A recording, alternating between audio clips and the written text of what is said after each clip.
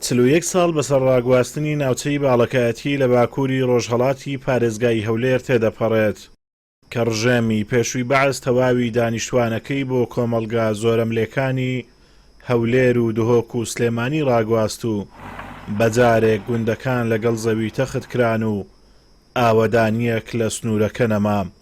تا ئێستا شوێنەواری ئەم ڕاگواستنە بەسەر ناوچەی باڵەکایەتی ماوەتەوە و گوندەکان وەکو پێویست ئاوەدان نەکرانەوە و زۆرێک لە گوندنشینان بۆ گوندەکانیان نەگەڕاونەتەوە.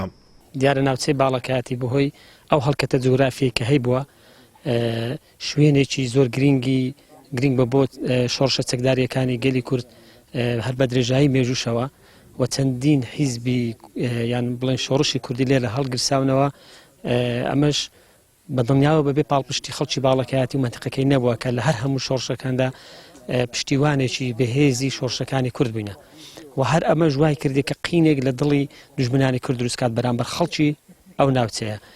ئەو قینەی دەسەڵاتی عراقی دەسەڵاتی ناوەند وای کردیا کە بە خراپترین شێوە خەڵکی ئەو ناوچەیە سزا بدات کە ئەویش ڕاگواستنی ئەو خەڵکی ئەو ناوچەیە بۆ بەگشتی بۆ سنوورەکانی تری بڵێن عراق. دوای 41 ساڵ لە ڕاگواستن و وێرانبوونی ناوچەی باڵەکایەتی و شەهیدبوون و برینداربوونی سەدان کەسی دیکە شتێکی ئەوتۆ بۆ خەڵکی ناوچەکە نەکراوە کە لە ئاست قوربانی و چەرمەسەریەکانیان دابێت.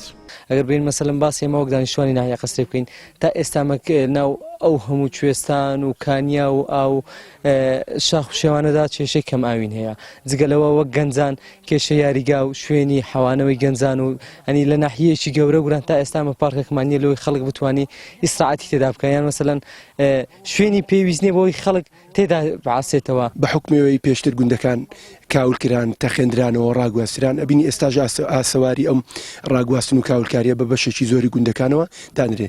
ئەگەرچی گوندەکان سەرچاوی بژێوی سەرچاوی بەرهەمێنانی خۆراک بەرهەمی سپیایی کشت و کاڵن بەڵام بەپێی پێویست ئاوەدان نەکرانەوە ئەمە جوای کردووە ڕۆژ بە ڕۆژ بەرە و چۆڵبوون بڕوات. شاڵابی ڕاگواستنی باڵەکایەتی بە چەند خۆناغێک دەستی پێکرد. سەرەتا لە ساڵی 1970 دەستی پێکرد و بەشی هەرە زۆری گوندەکانی گرتەوە. ساڵی 1970 ناحیەی سمێلان و دۆڵی ڕوستی گرتەوە. ساڵی 1983 دوا قۆناغی ڕاگواستن بوو تەواوی باڵەکایەتی بە قەزای چۆمانی سەنتەری باڵەکایەتیش بەر شاڵاوی ڕاگواستن کەوتن. ئازادۆمەراوەی کەناڵی ئاسمانی پەیام دەڤەری باڵەکایەتی.